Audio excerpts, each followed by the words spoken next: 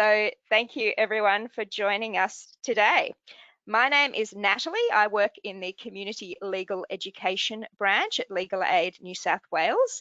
Before I hand over to our family law experts, our presenters, to introduce themselves and start the webinar, we would like to acknowledge and pay our respects to the traditional custodians of the land that we are all broadcasting from today, and pay our respects to elders past and present. All right, so thank you for joining us today. We do have a lot of people. We are encouraging you to ask questions throughout, but we're going to leave those to answer at the end. So thank you for your understanding about that. I'm going to hand over now to Rueda and Kate to introduce themselves and explain a bit about the work they do at Legal Aid New South Wales. Who wants to go first? Hi. My name's Kate Weaver. I'm a family lawyer. I work at Bankstown Legal Aid. I've been in family lawyer at Legal Aid for nearly 18 years now, I think. I spend a lot of time representing children in family law proceedings and looking after junior solicitors who are doing family law work for Legal Aid clients. Thanks, Kate. Rueda? Hi, my name is Rueda. I work with Kate. We work in the same office at Bankstown. I'm also a family lawyer. I've been a family lawyer for a while now, actually, and also represent children, both parents and children, in the family law courts, which we'll talk about later this morning.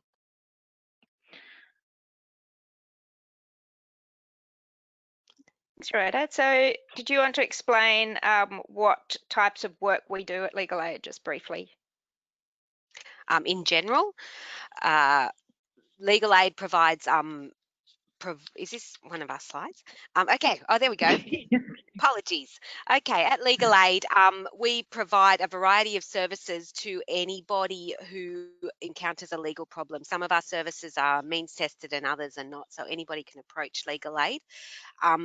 We offer free legal advice in relation to family law, in relation to criminal law and aspects of civil law. We provide duty services, which are when people have matters in court, we have solicitors on duty who are able to assist people on the day when they attend court, usually as a one-off service. If they need ongoing representation, we talk to them about whether they're eligible for a grant of legal aid, which is when they apply for ongoing representation by a legal aid lawyer. Not everybody can get represented by legal aid. They need to meet our criteria, including a means test and in some areas of family law, a merit test. So we need, and there's a defined list of the types of matters that Legal Aid can provide representation in. We also offer minor assistance services. Sometimes people have a legal problem where they don't need ongoing representation or they're not going to be eligible to get legal aid for ongoing representation, but we can provide them with a particular service, such as helping them fill in a form or prepare a court document or write a letter to another party on a limited occasion. Case representation I talked about, that's when we have lawyers who take on representing a client in an ongoing legal matter. In family law, that's usually a court proceedings or a mediation. And we provide family dispute resolution. So in family law matters, most people are required or choose to attempt to resolve their matter through mediation before thinking about going to court. Legal Aid has a separate section that organises and provides mediation services. If people have a grant of legal aid, they can be represented by a legal aid lawyer as part of family dispute resolution, but we also provide mediation services to people. We provide mediation to people who aren't represented by legal aid lawyers. We also provide community legal education, which wasn't mentioned on that slide, but legal aid employees present all sorts of presentations to professionals and members of the community about legal issues that affect them. Within our family law specialist service, we have a variety of separate units that provide specialist services in particular areas of family law. So there's the Family Law Early Intervention Unit, which provides services across a field of different areas where the first point of contact for people needing help with family law legal problems. The goal of that service is to prevent people from ending up in extended litigation. So they provide outreach advice services at various locations, often community centres, and duty services at the various family courts. Those are the main roles. Sometimes they're connected with family community mediation services, and they can provide assistance to clients at those services. We provide independent children's lawyers. So a lot of our senior family lawyers spend a lot of time being the court-appointed independent children's lawyer in litigation in the family courts. So those are often in long-running family law court cases where the independent children's lawyer, which we'll talk about a bit later, represents the interests of the children. We have a specialist child support unit who provides advice to carers and to paying parents about child support issues. There's a very specialist area of law and a couple of pieces of legislation that cover how children are to be financially supported by each of their parents if the parents separate. And we have specialist lawyers who provide advice about that very niche area of law. We also provide representation from the family law section in care and protection. That is matters where the Department of Communities and Justice, which is formerly known as FACS, are involved, where there's safety issues or care and protection issues for children, and the department is intervening, possibly considering or having taken children away from their families because they're not safe, and which means that they have to go to the children's court for that court to make a decision about what will happen with those kids in future. And legal aid lawyers represent both parents and the interests of children in those kinds of proceedings. We have a specialist domestic violence unit that provides services to victims of family violence across a range of contexts. So they also provide duty services at the family courts. They provide duty services at local courts where people apply for domestic violence orders. So at those courts, they can represent people if need be in the proceedings about the AVO, but also to deal with family law issues that often arise where a family separates in circumstances where family violence has or is alleged to have happened. And we have the Family Advocacy and Support Services, which is another service providing assistance to families dealing with family law issues in the context of there having been family violence. That includes social workers who are able to provide assistance and referrals to services both for victims and perpetrators of family violence, and ongoing representation for parties to matters where there has been family violence, as well as duty services for those families. And that runs alongside the early intervention unit at the courts in duty services there. I think that Thanks, covers Kate. it. Yeah, so Rueda, before we go on to talk about what we'll be talking about today, which areas of family law, we're just going to find out what people already know, I guess what experience they have working in family law. So I've just launched a poll you should be able to see on your screen now, which is just asking you how much experience do you have in family law matters. So if you're an interpreter, either interpreting or community worker assisting people. So I'm just going to give you another second to answer that, and then I'm going to close that just because we don't have that much time today. And I'm going to share those results. So Rueda and Kate, we've got most people, 42% have a little bit of experience, 28% quite a lot, and 30% no experience yet working in family law. So that's useful to kind of have an idea of what people know already, so we're not going too basic or too in depth. All right, so the people who are from outside of New South Wales, I guess from now on, these issues are going to be pretty much the same across Australia. So maybe the legal aid services were specific more to New South Wales, but local legal aid officers in other states and territories should have similar services if you need to contact them. So, Ruwaida, did you want to talk about just briefly Yeah. what we'll be covering today? Yeah, just an overview of what we'll be discussing this morning. So we'll be talking about, well, family law essentially deals with what happens when people's relationships break down, and that can deal with people who've been in a same-sex relationship or a marriage or a de facto relationship. So we'll talk about that briefly this morning. We'll talk about marriage. We'll talk about separation and divorce, which are related to the marriage. We'll talk about parenting matters and property matters. We'll also talk about child support and child maintenance and the difference between those two concepts. Family dispute resolution, which was mentioned by Kate. We'll talk about the different courts that deal with family law and court orders. Today, we may not be able to get around to talking about domestic and family violence. I understand that's covered in the criminal law, words for interpreters. And then we'll also have a very brief discussion about care and protection, just given the limited time that we have this morning. But feel free, if there are areas of law that you're more interested in, you can put that feedback through to the CLE section, and then we can hopefully organise something in the future. So in terms of courts, the highest court obviously is the High Court of Australia in Australia, and then you have two different courts, the federal courts and the state and territory courts. In family law, we're talking about Commonwealth law, so we're dealing with the federal courts in most cases, and the two main courts are the Family Court and the Federal Circuit Court.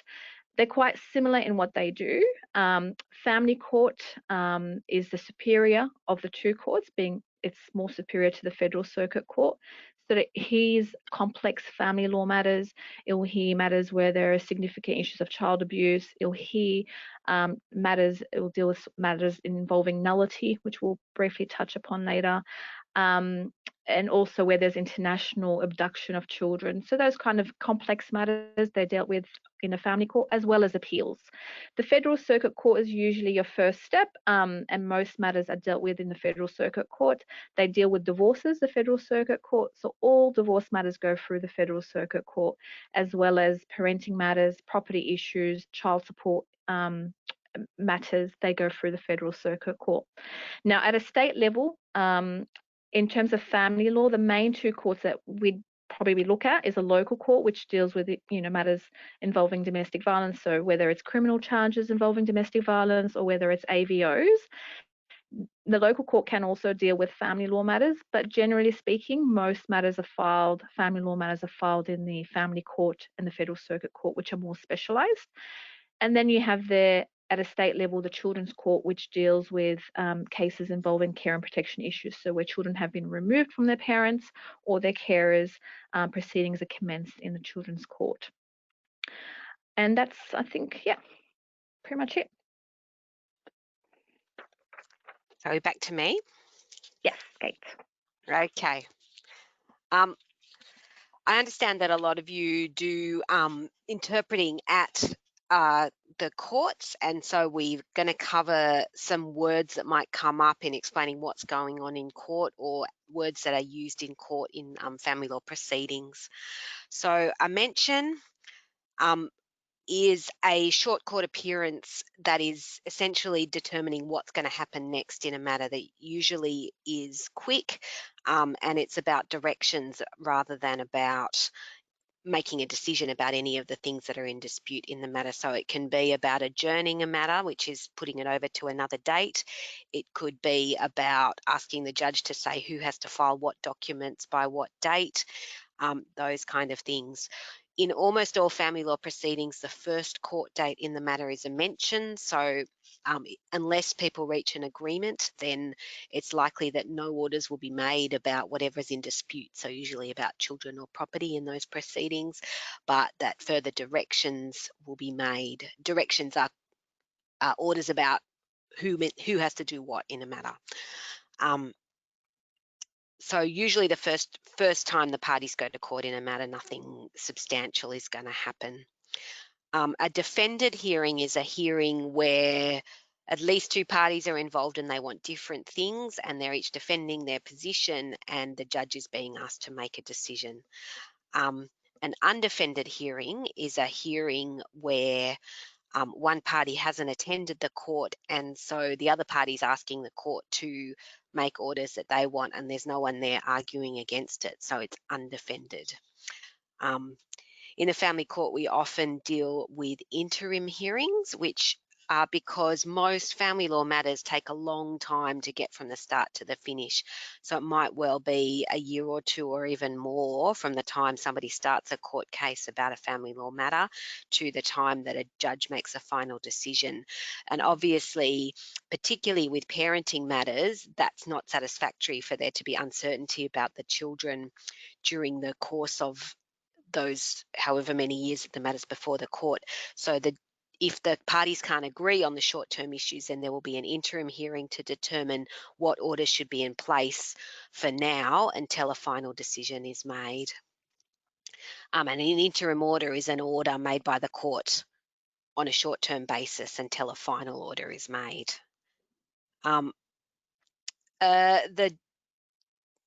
There's judges who are the ones who make decisions in all family law matters. We used to have a different thing between the two different levels of the courts, but now it's a judge in the family court and a judge in the federal circuit court.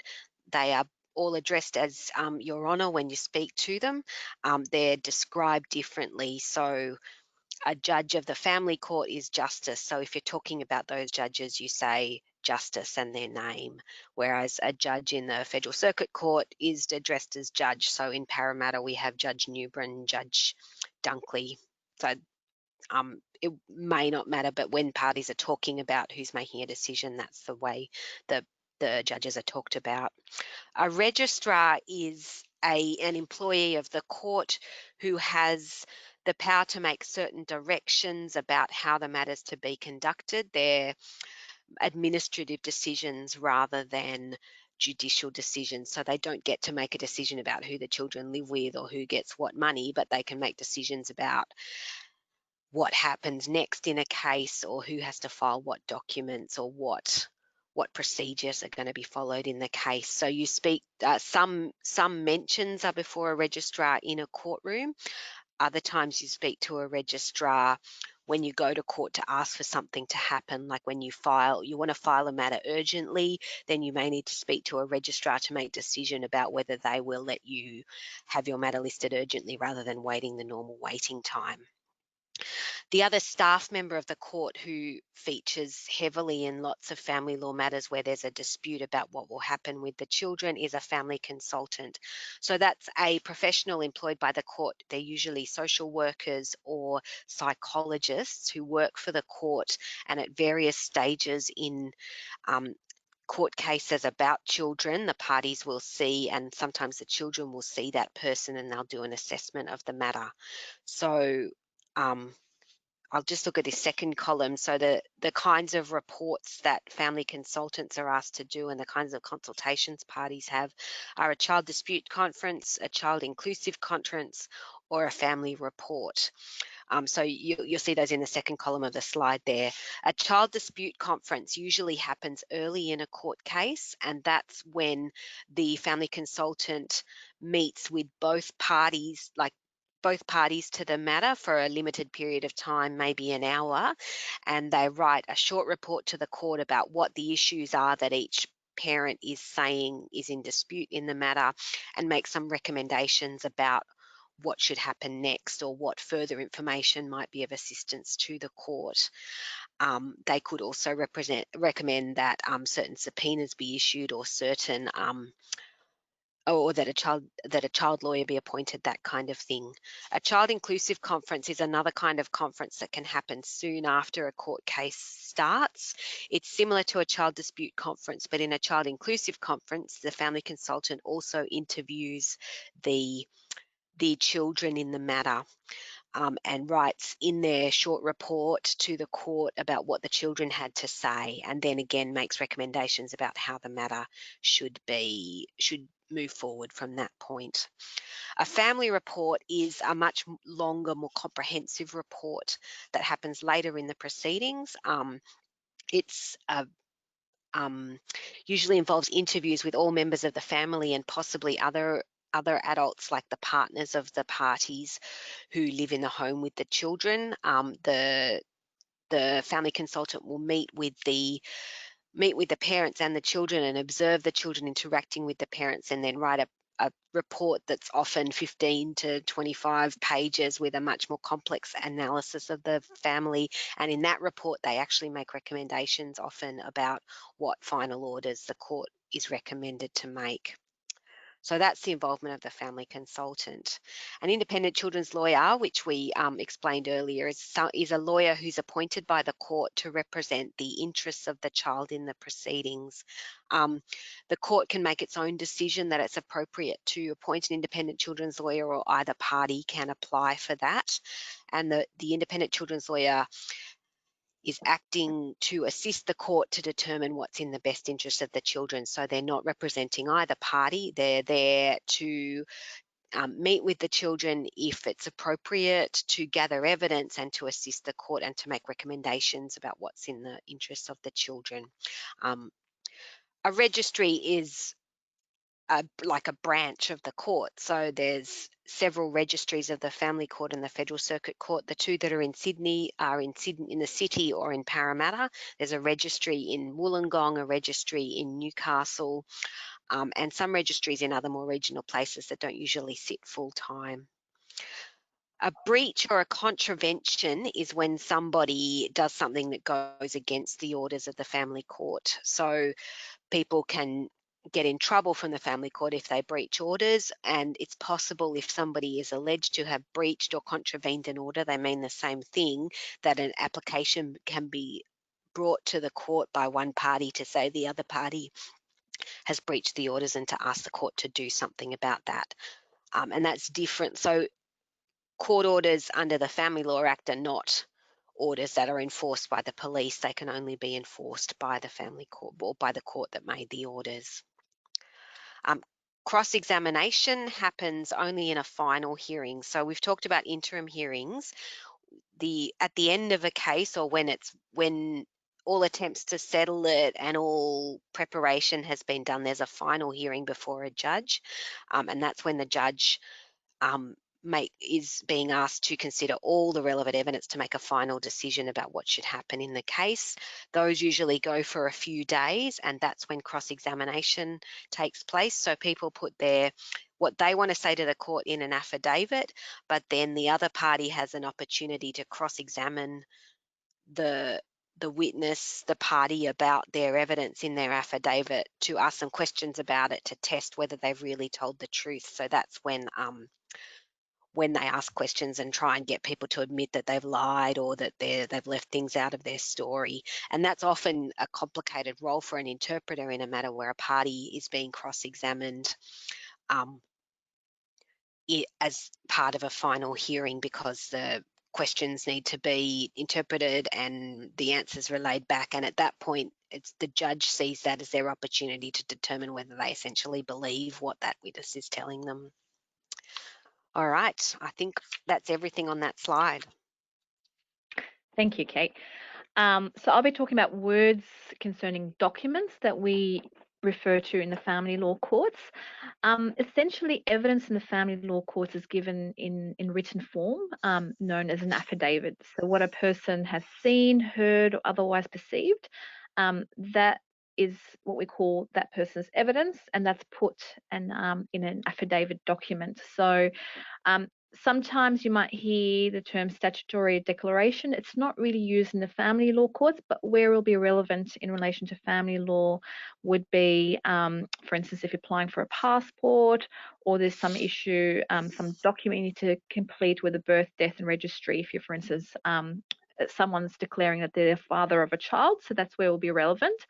Both documents are sworn or affirmed before or in situation of a statutory declaration. It's declared in front of a witness, an authorised witness. With an affidavit, that can only, generally speaking, it's either a lawyer or a justice of peace. Statutory declaration, there are other professionals who may be able to witness that document. Both of them, what you're what the person is saying in that document, they have to declare in a state of statutory declaration that it's true, and there are consequences if someone is not saying the truth in those documents. So probably in the family court, you'll hear quite often, do you make an oath or an affirmation? And when someone is signing an affidavit, they have to either swear or affirm that the contents are true. And the difference between swearing and affirming basically is if someone believes in a God, they will be swearing the document is true. If not, they'll be affirming. They both have the same legal effect. Okay. Initiating application, that refers to the document basically that a person files to start the court proceedings, to start the family law court proceedings. In an initiating application, you're setting out the orders that you're asking the court to make on both an interim, so until the matter can be finally dealt with. So we set interim orders, short-term orders, or a final basis, so final orders until the children are 18. So that document does not set out your evidence, it just sets out the orders that a party is asking the court to make. A response is a document that also sets out the orders a party is asking the court to make, but it is filed by what we call the respondent. So that is the person who is the other party. So the applicant starts the court proceedings and the respondent is basically responding to that application.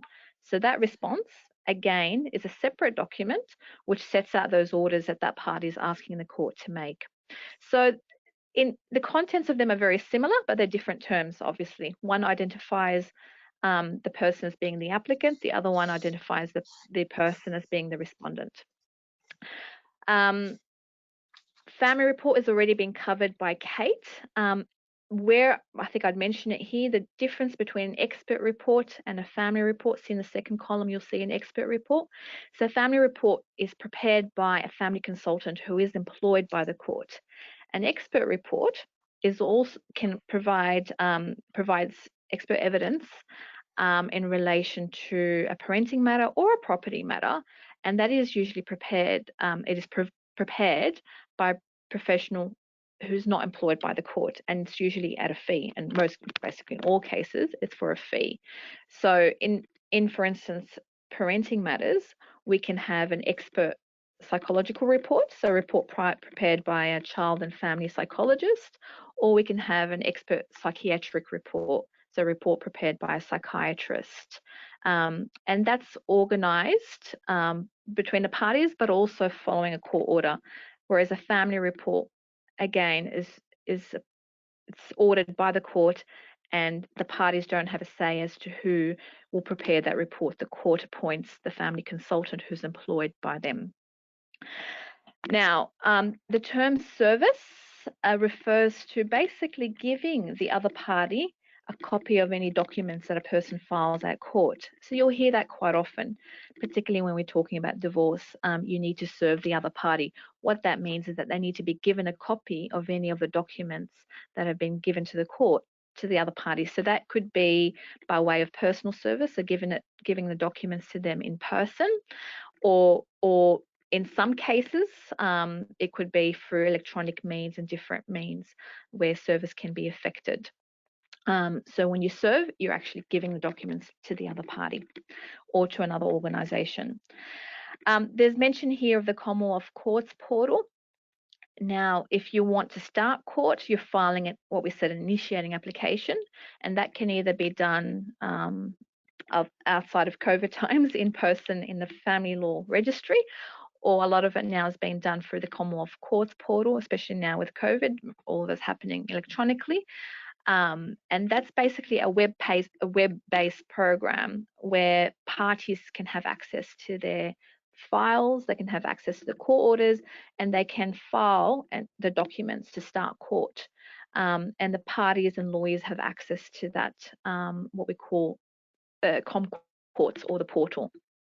And I think that's related to the next point there when we talk about e-filing. It means lodging something electronically through this portal, this web-based program. Normal filing relates to obviously filing a paper document in the registry itself. Yep. Okay. All right. Here are a few words that are connected with marriage and divorce. Marriage, we know what marriage is. It's a legal binding of two people for life to the exclusion of all others. I think I'm remembering the words from my own wedding. It's a legal union of people that's registered under the law, and you're married until you're not married anymore, as long as the marriage was complied with all the relevant laws at the time you were married. A de facto relationship under Australian law is a relationship between two people who are living together on a bona fide domestic basis. That's what the law says, which essentially means they're living together as a couple in an exclusive, well, it doesn't have to be an exclusive relationship, but as a couple with all the things that entails. And it's very difficult to define. There's different pieces of legislation that define it differently in different circumstances, but all the laws in Australia now include both same-sex and opposite-sex couples as de facto within the definition of a de facto relationship, and they have the same rights and responsibilities under the law, the same status under the law, whether they're same-sex or opposite-sex couple. In family law, the difficulty with the definition of de facto relationships comes up, particularly in property disputes, because to be eligible for a property settlement under the Family Law Act, in a de facto relationship, you have to either have been living in a de facto relationship for 2 years and or have a child together, and there's a few other circumstances that bring it under the Act, but sometimes one person wants to be able to make the application and the other one doesn't want them to, so that's where the definition of de facto relationship sometimes becomes a point of argument. You don't need to get divorced, obviously, if you're in a de facto relationship, but if you're married and you don't want to be married anymore, you dissolve that marriage by applying for a divorce. And a divorce refers to the dissolution of the marriage, a legal declaration that that marriage no longer exists. In Australia, since 1975, we've had no fault divorce, which means nobody has to prove that the other person did something wrong to be able to apply for a divorce. The only grounds for divorce in Australia is irretrievable breakdown of marriage evidenced by 12-month separation. So you have to be separated from your spouse for 12 months to be eligible to apply for a divorce, and that's the only thing you have to prove. Whether or not both parties want to be divorced, if you have been separated for 12 months, then you can get a divorce. Separation usually means not living together anymore and both parties agreeing that you're separated, but you can be separate. You can apply for a divorce on the basis of having been separated under one roof. Particularly if you want to apply for a divorce and say that you have been separated for 12 months, but you were living under one roof for some or all of that time, you need to provide extra evidence to the court. So sometimes you might be asked to interpret for somebody who's seeking help to file an affidavit to describe and explain how they were separated under one roof.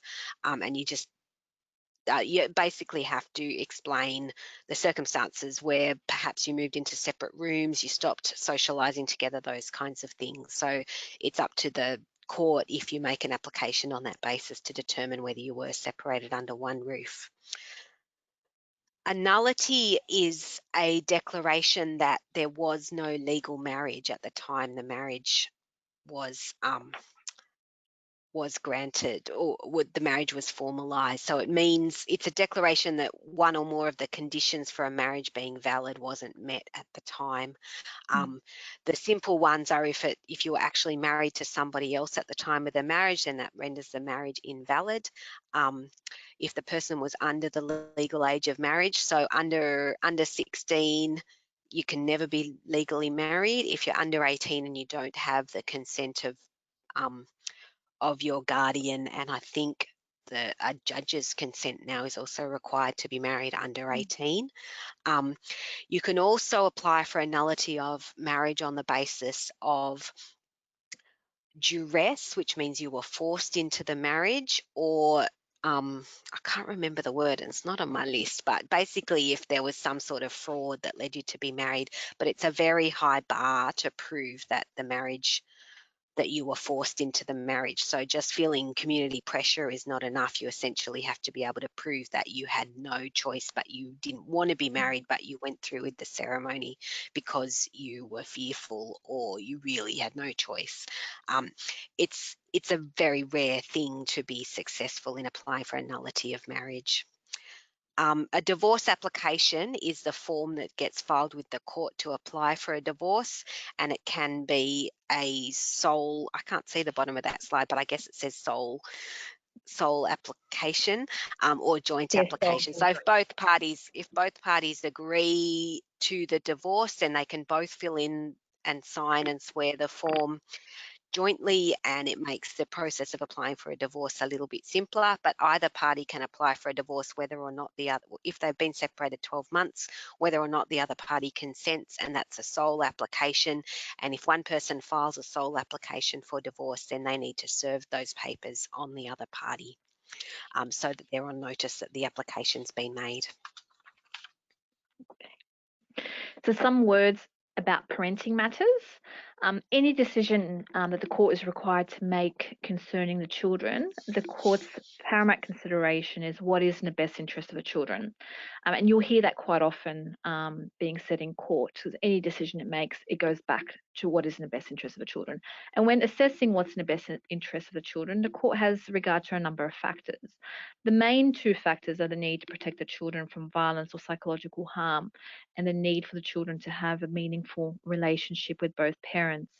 And at times where they might be at odds with one another, there is more weight that's placed in relation to the need to protect the children from violence, family violence, or psychological harm, or any forms of abuse. There are other factors the court looks at, and we won't go into detail about that, but some of the factors could be the age of the child, the wishes of the children, any family violence. So that's very relevant in family law, family violence.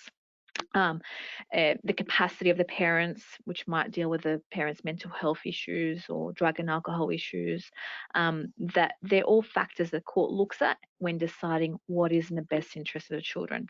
But whatever decision it makes, it has to go back to being satisfied that that decision is, in fact, in the best interest of the children. The court can make a number of parenting orders. So it can make an order about the allocation of parental responsibility. It can make an order about who the child lives with, who the child spends time with, and who the child communicates with.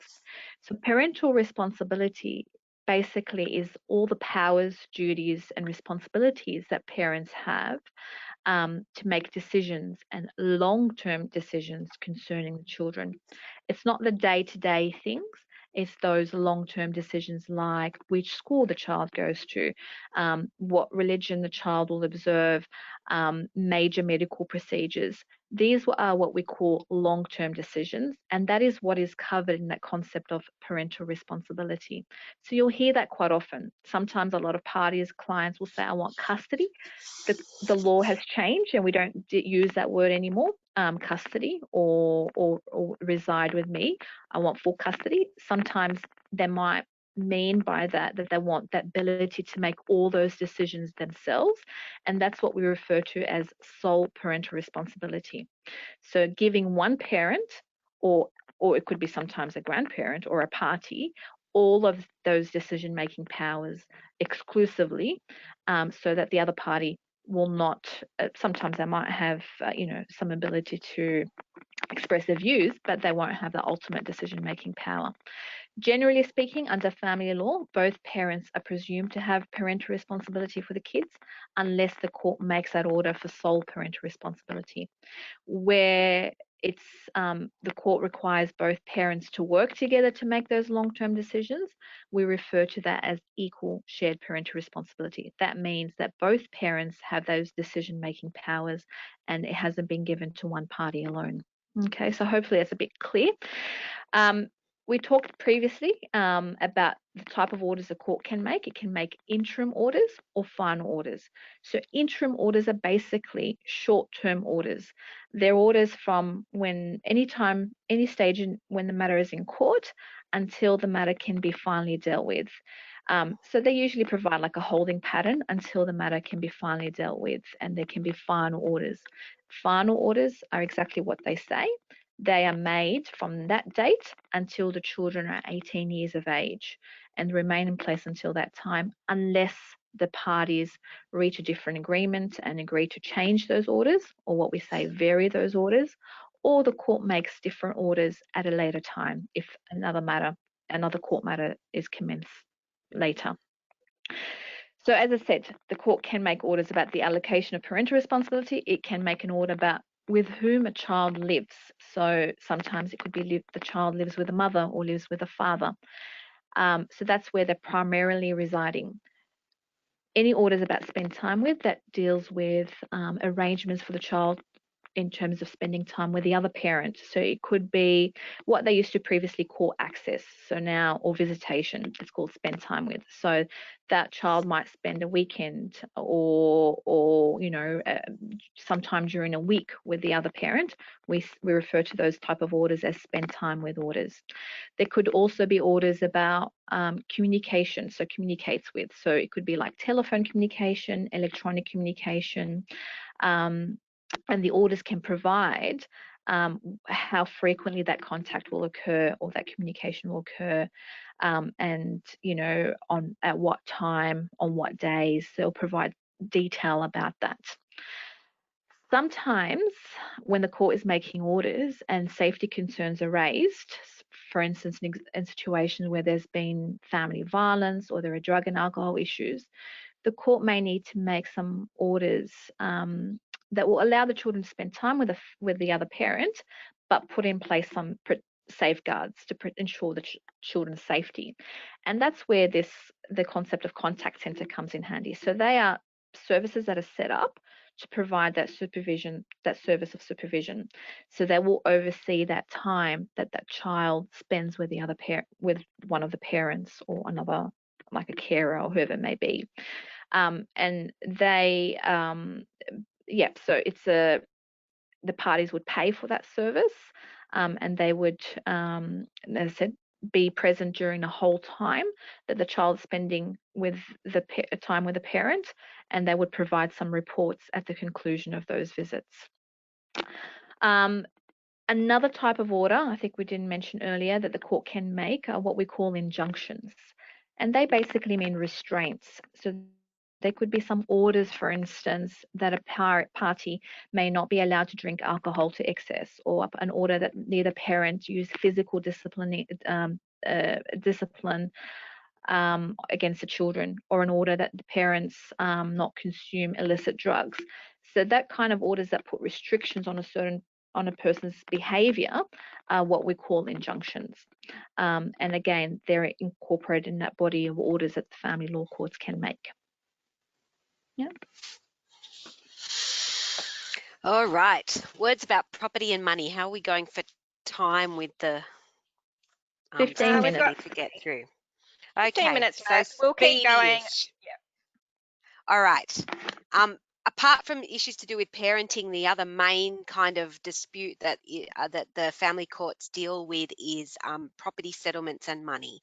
A property settlement is a set of orders about how the property of a separating couple is going to be divided between them.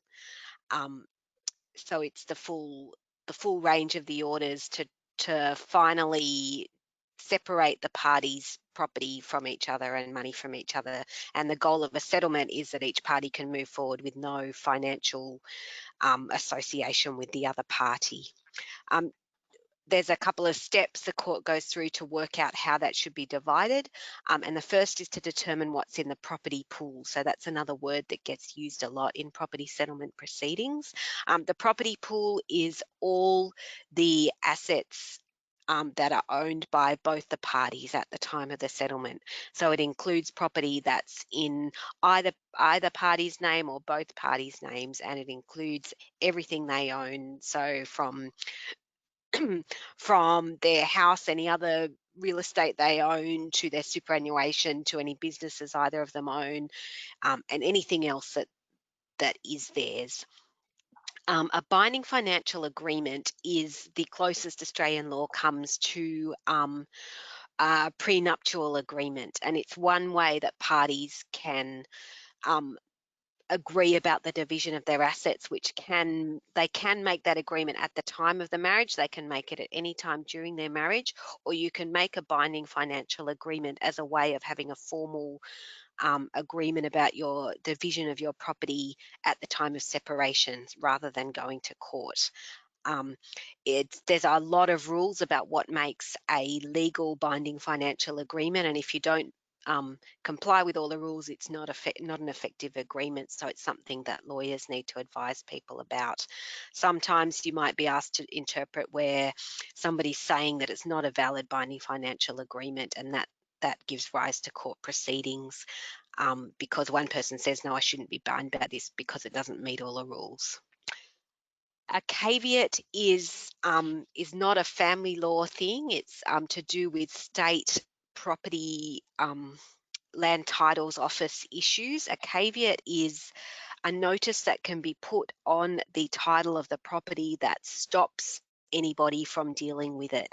So sometimes when a party separates and the property's in the other person's name only, a caveat might be considered as a way of stopping that other person from selling or borrowing money against that property,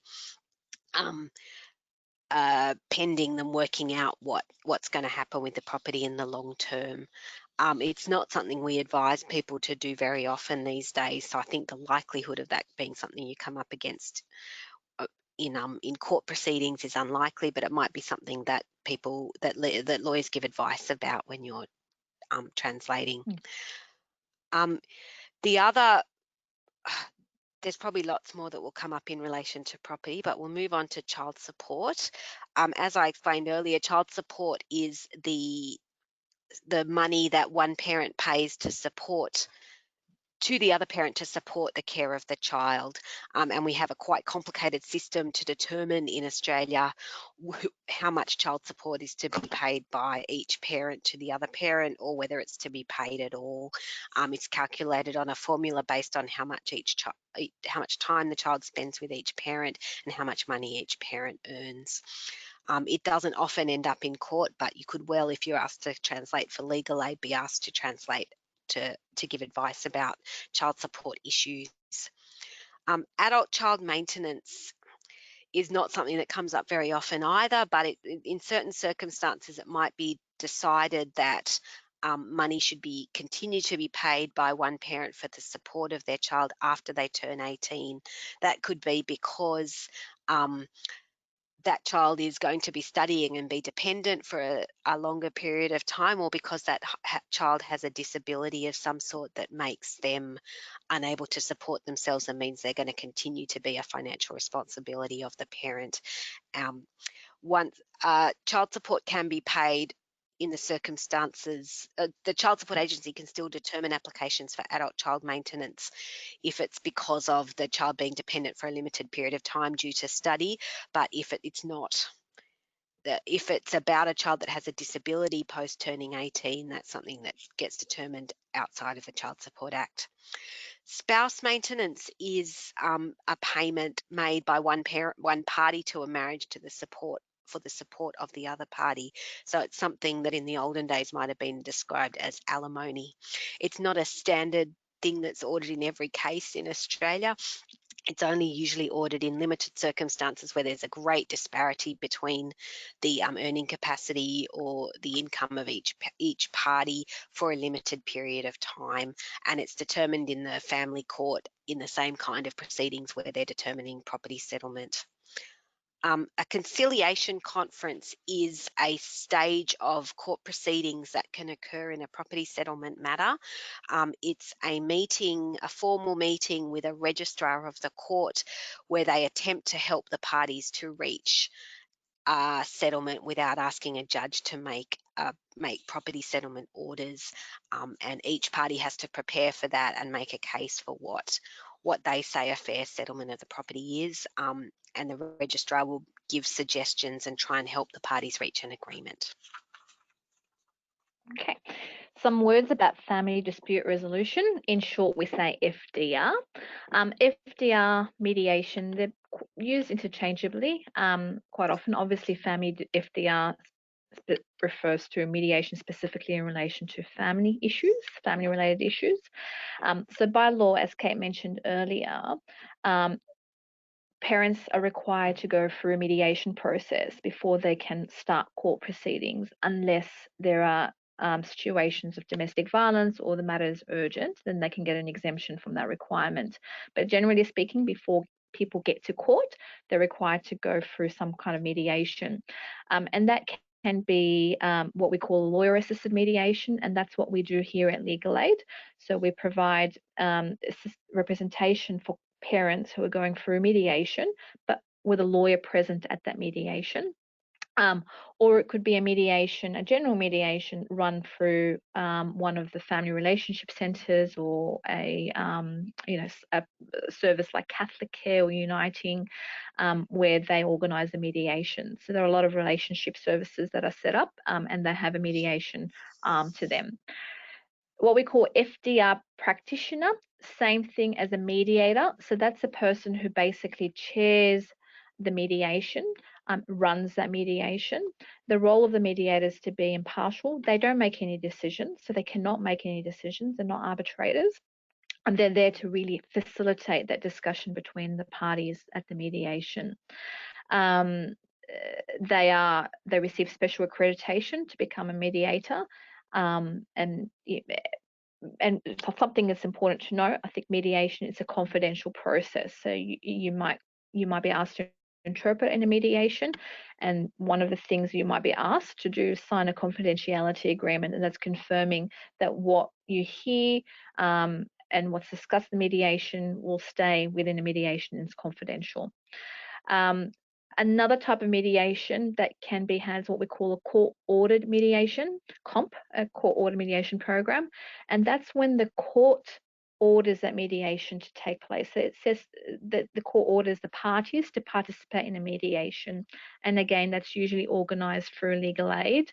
Sometimes there could be another type of mediation. The court make orders for the parties to attend upon a relationship service to participate in mediation during court proceedings.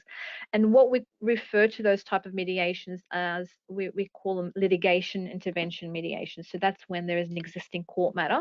Anything before court, we call early intervention. So you might hear those words sometimes being, thrown at you when you're dealing with clients and lawyers.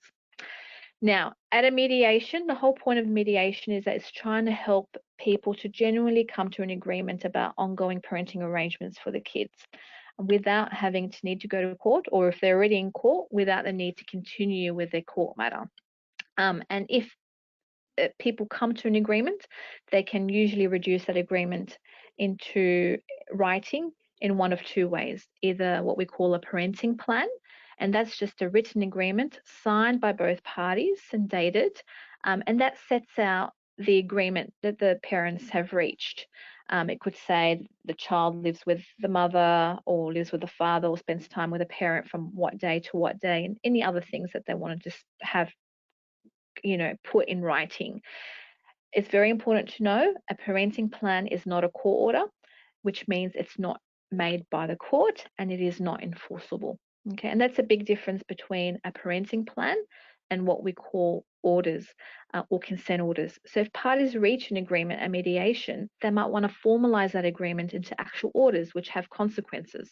So if a party breaches, contravenes one of those orders that we've talked about before, those terms, then there are consequences. And that's done in what we call consent orders. So the parties can make an application to lodge with the court consent orders. Okay, so there are two ways you can reduce in writing what the agreement is that you reach at mediation. Another thing that's relevant for mediation is sometimes you might hear that Section 60I certificate. Basically, that is a certificate that is issued by the mediation service at the end of the mediation, and it says that the parties participated in mediation or made a genuine effort to participate in a mediation, or that it was not suitable for mediation. And that certificate then allows the parties, if they can't reach an agreement, to start court. Okay, so that's a certificate that is issued to them, and that remains in place for 12 months, allows them to start court proceedings.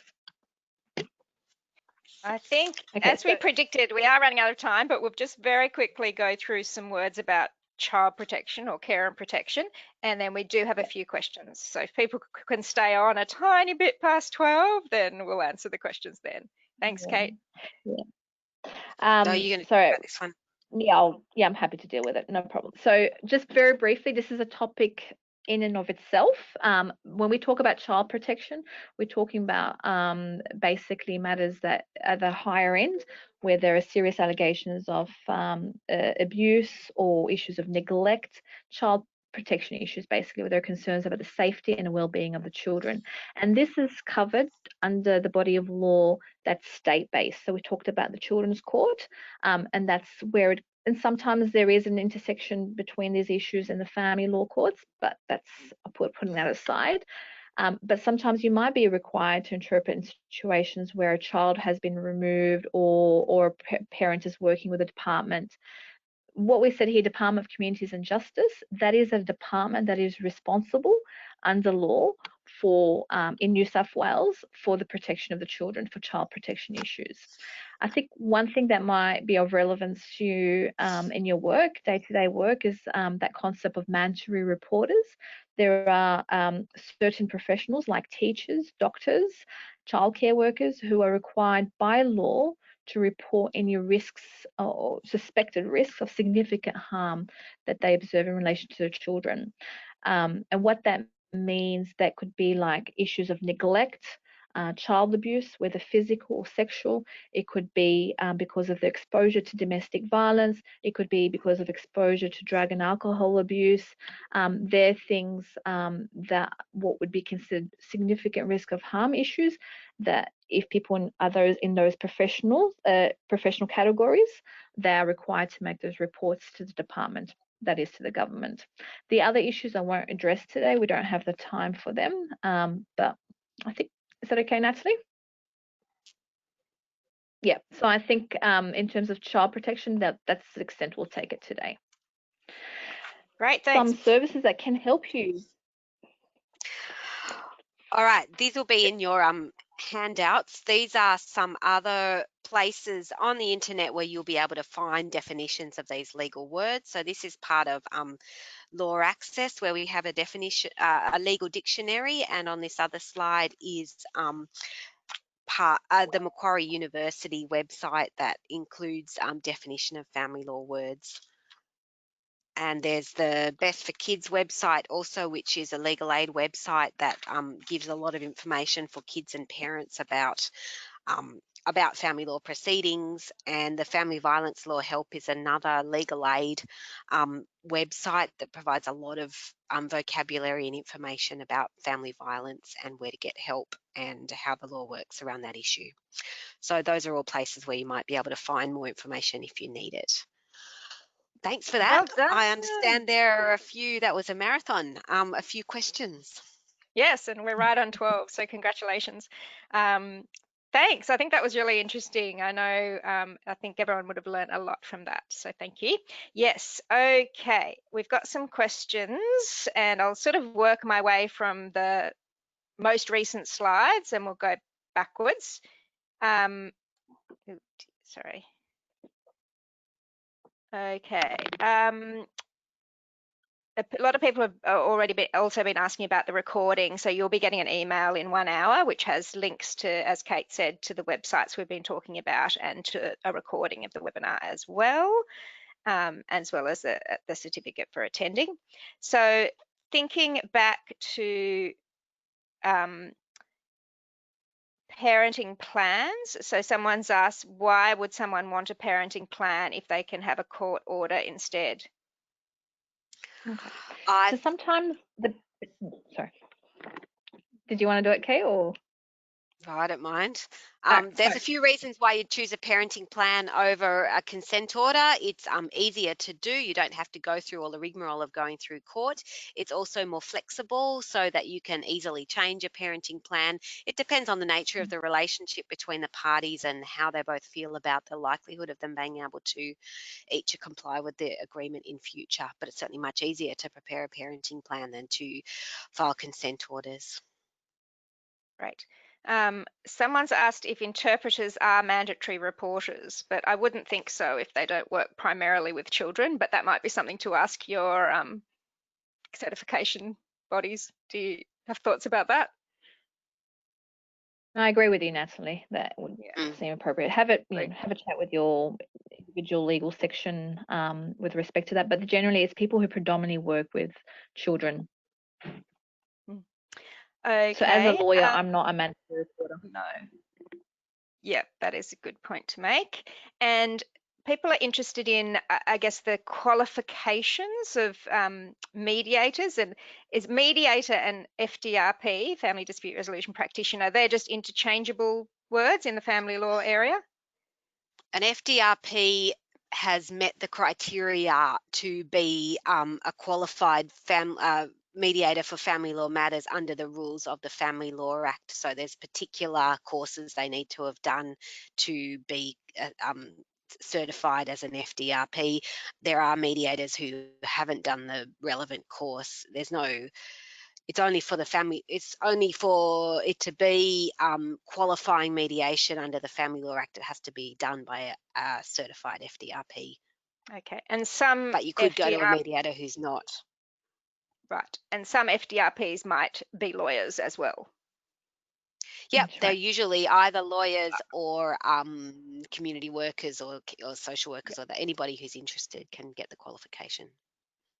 Okay, great. Let me just scroll through. There are quite a lot.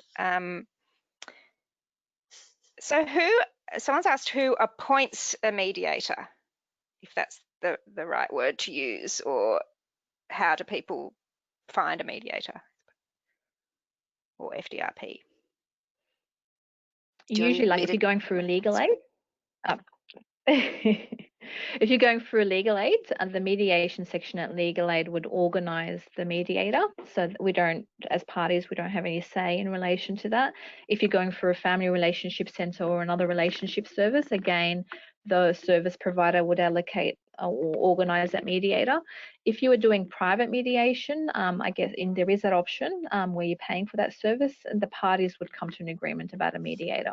And that's if you're going through court. But that doesn't happen so often. Generally speaking, it's through a service provider. Thanks, Rhoda. Okay, working back to, so next question I'm looking at is around divorce. So can people get divorced in Australia if they are married overseas, if they are Australian permanent residents and the other party is living overseas?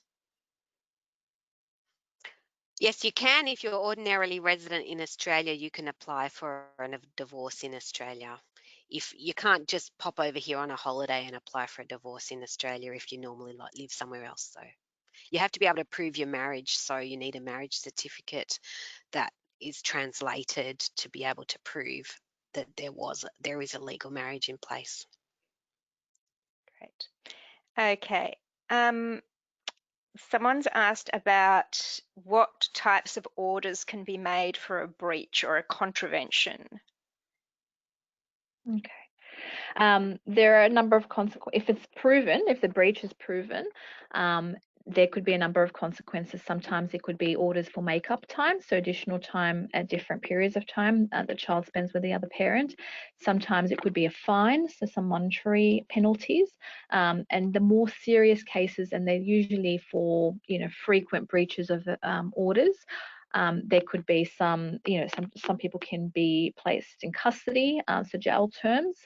They are again for the more serious breaches, and a lot of the time as a result of the contravention application, orders are changed to be more clear, to set out clearly who's doing what. So there's some of the consequences that can come out of that. It's very, very rare to be sent to jail for breaching a family law order, though. The court Yeah, still, even in determining the outcome of a contravention, has to have the best interest of the child paramount. So it's rarely in a child's best interest for their parent to be sent to jail, even if they're not doing a very good job at complying with court orders. that's right. Thanks for that. A question about property.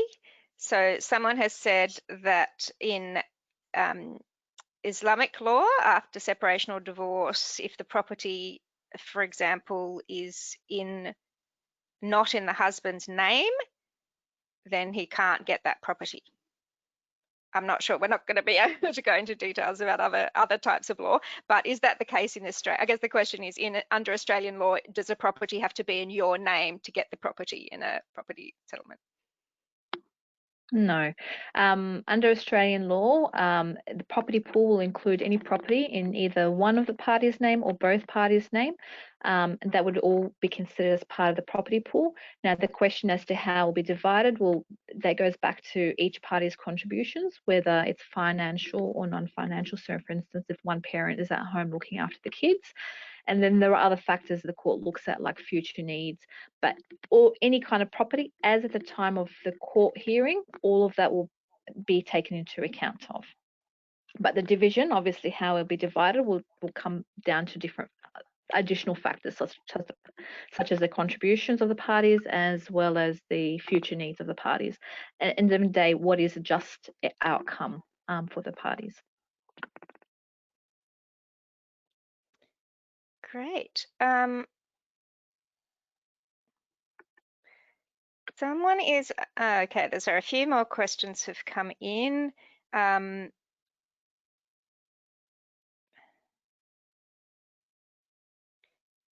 About, someone said an arbitrator, but I'm not sure if they're asking about the mediator. Are they a court staff, court personnel, or are they independent? Arbitration is a process where both parties submit themselves to having their dispute determined by the arbitrator. So it's a kind of mediation process where people discuss options and put them on the table. But part of arbitration is saying, yes, we agree that if we don't sort it out, then the arbitrator is going to decide what could happen. So it's something that is being used more commonly in family law matters, and people are agreeing to use arbitration services. But it's not usually if it was a court staff member, it wouldn't be an arbitration, but it can be referred to a private arbitration service with the consent of all the parties. So arbitration is different because ultimately the arbitrator makes a decision, whereas a mediator never makes a decision. They only help with the process of trying to reach an agreement. Okay. So, sorry, I'm just looking through the questions. After divorce, if a couple wish to get married again, is that possible? Yes, you're allowed. Yes. Either back to with each other if they really want to, or with other people. That's right. You can't get divorced. You can't get remarried until you are divorced. Yeah. Yes. Okay. And one thing people need to know is that your divorce is granted and it doesn't become final until 1 month and 1 day after the date the divorce is granted. So that's when you're actually divorced and can remarry. Okay. Another question about divorce. If someone's in Australia on a student visa, can they get divorced if the spouse is overseas? I guess that it's the ordinarily residing in Australia is the test, Yeah. isn't it? You'd have to look at all the circumstances to work out whether they ordinarily reside in Australia. So a few people have been asking questions, and I've been giving them, I guess if you're in New South Wales, there's a phone number, which is a good first point of call for any of these types of legal questions. It's called LawAccess. It's part of Legal Aid. It's the number, I'll give you the number now. It's 1300 888 529. So that's a good place to call if you've got any. I'll put that phone number in the email that you'll all get in an hour anyway. Okay, there's a few more questions. I know a lot of people, we did say 12, it's we're 10 minutes after 12 now. If you need to go, that's fine. But Rowena and Kate, are you happy to answer a few more questions? A few more minutes, fine. yep. A few more minutes, all right. So if I guess this people can get divorced through religious law as well. So someone's asking if the Australian law on a specific issue contradicts with the religious law, how does that get resolved? To be legally divorced in Australia, you have to have a divorce under the Australian law. Religious law runs parallel to it, but it's only applicable to people who subscribe to that religion. Does that answer the question, do you think? Yeah, I think in terms of also, while religious marriages are recognised under Australian law, they have to meet certain requirements, but religious divorces aren't. And I guess perhaps an area that might be so any religious any agreement reached under a specific religion, if you're going to formalize that into legal ways, then there are perhaps an option might be a binding financial agreement, but it still needs to comply with the legal requirements under Australian law for it to be binding. So it might be religious agreements, might be a private, personal agreement between parties, but for them to have legal effect in Australia, they have to meet the requirements of Australian law. Okay, and I think religious this is marriages too only recognised by Australian law if they're conducted by the religious leader in accordance with Australian law and registered under Australian law. That's correct, yeah. And just to clarify, if somebody is divorced but they do want to marry the same partner again, they'd still need to wait for that divorce to be finalised to then remarry.